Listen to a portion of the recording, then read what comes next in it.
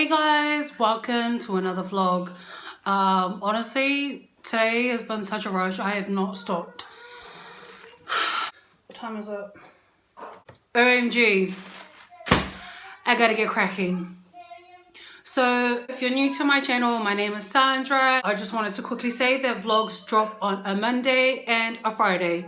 And so yeah, I did a poll on my Instagram and I asked whether I should do a sit down vlog, day in our lives, and people voted a sit down vlog.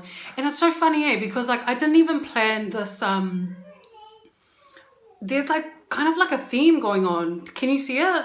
First it was like the sit down vlog where Willis and I spoke about our journey as an unequally yoked couple, and then we had the marriage garage event, and now I'm going to be sharing my favorite tips, what I found effective when it comes to standing in the gap for my husband. And so like I'm not going to be sharing this from a place where I'm like, oh yeah, I'm so perfect, this is what you should do. I literally made so many mistakes, but I'm able to like look back and see what worked. And also I've sat down with Willis and we've had chats, and he's spoken to me and said like what worked for him or what pushed him away when I did certain things when it came to like trying to draw him into you know, the Christian faith and stuff. And so yeah, so it's a bit about that. So please don't think that I'm sharing this saying I'm like a perfect wife, because honestly I'm not. So please don't mind my children in the background. They're at the back playing with their Play-Doh, and I'm just like, hey guys, look, I'm gonna work, so just try and get along. So if you hear like two little toddlers arguing or talking or laughing and stuff, that's them at the back, because yeah, I'm a mum first, you know what I mean? So, okay, I'm just going to sit here, I'm going to think, what was the most effective thing when it came to standing in the gap for my husband? And honestly, I'm just going to share like 3 tips, because I don't think we need to like overload this vlog with so much information, because everyone's got a life. We're all busy. So yeah, number 1 would be like actions speak louder than words. When I look back, I hardly ever preached to Willis. Like I told him what kind of lifestyle I preferred, what kind of morals I wanted to implement, the biblical principles and ways into my family and marriage. So he knew all of that. But when it came to trying to get him to be on the same page as me, it never was in a preachy way. So it never was like, you need to stop doing this and that, and you need to come to church more.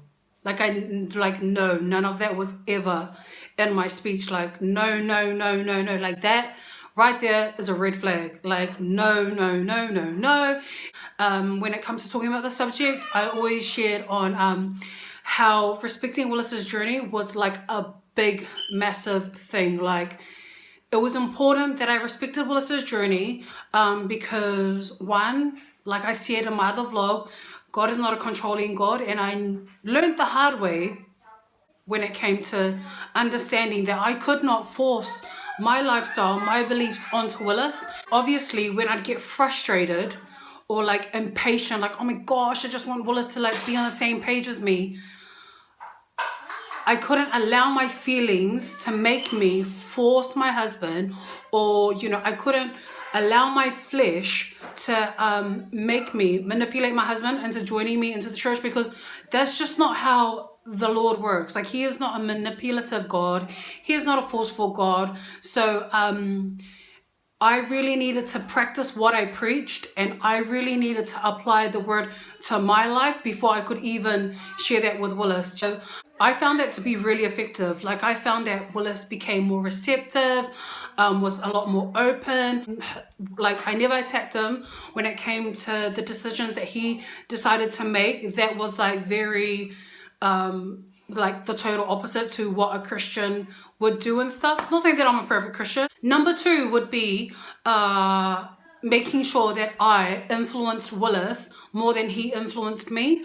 So I knew that it was spiritual warfare. I understood that was spiritual warfare. I understood that every morning when I wake up, I understood that our house was divided.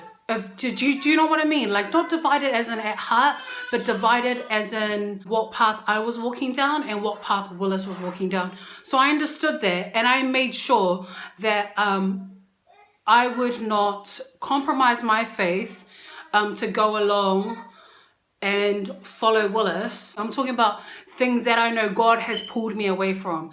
So then I had to really stay disciplined, I had to really stay strong and make sure that every day I woke up that I was going to influence Willis more than he influenced me. And that meant going and doing things on my own. That meant going to church on my own while Willis was at home.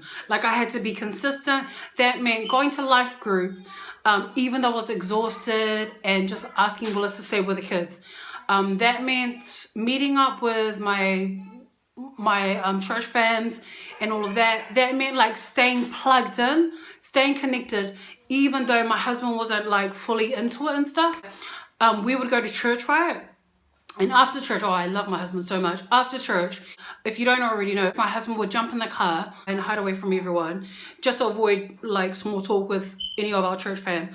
And in the beginning, I was doing that. And I think maybe like 2-3 months later, I was just like, oh, I feel like I'm not even getting to know like any of my church family. Like, just because Willis has decided to go into the car, it doesn't mean that I have to go into the car as well. I can stay behind and I can chat with and get to know my friends. And so, yeah, that's what I done. And then, and like, you know, my husband's all good. Like, he'll literally wait inside the car for like an hour and a half sometimes, just chilling.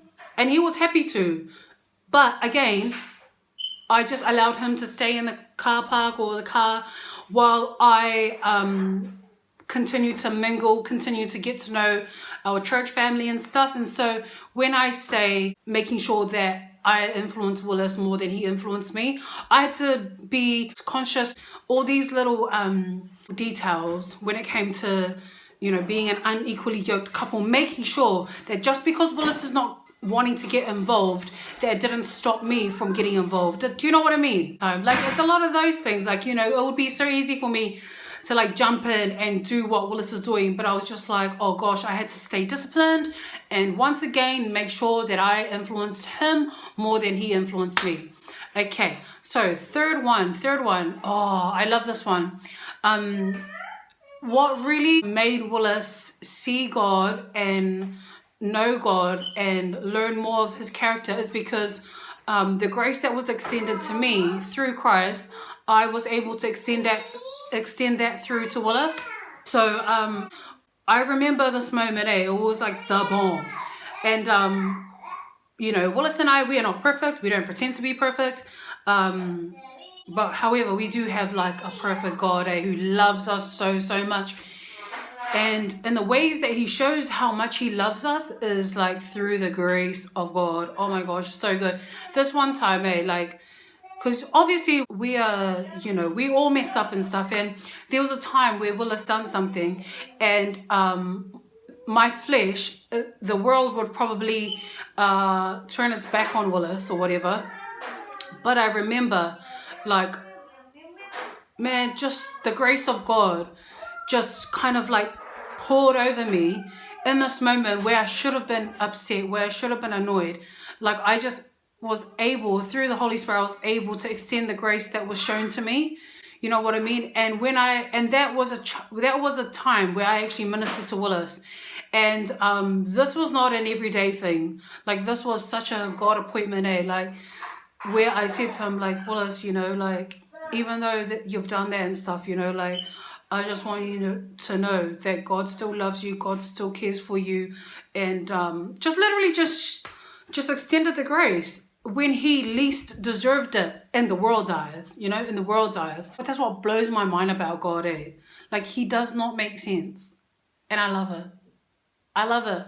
That just means that his ways are higher than ours. That's all it is. It means my mind cannot comprehend his love and all of that. And so that was one of the main things, like extending the grace that we have received. So me extending that same grace that I received from God, and just allowing it to flow right through me into my marriage, into my husband. And I'm not talking about like when your man is just I'm not saying this is a hall pass for your man to walk all over you. You know what I mean? Like, that's not what I'm saying. I'm just saying, like, what I just said, like extending grace when we least deserve it, eh? Because that's what marriage is. Marriage is like, you're gonna make mistakes, you're gonna hurt each other, you're gonna yeah, and all of that stuff, but it's all about forgiving, loving, learning from these experiences, and moving forward, for Willis and I anyway. So yeah, that's what I just wanted to share with you guys. I hope you got something out of this vlog, and yeah, I just wanted to say thank you so much for joining me, guys. I really appreciate you guys taking the time out to listen, and I hope what God is doing through my marriage, you're capturing that God has a heart for your marriage, whatever season you're in. And yeah, thanks guys. I am now going to, what time is it? Oh my gosh, 2:05. I'm leaving. I'm now going to blitz my house. Oh yeah, I need to. And then I'm going to go and get Israel and all of that. So thank you guys so much for joining me. I hope you have a lovely evening or morning. And yeah, we'll see you guys soon. Bye. Bye-bye.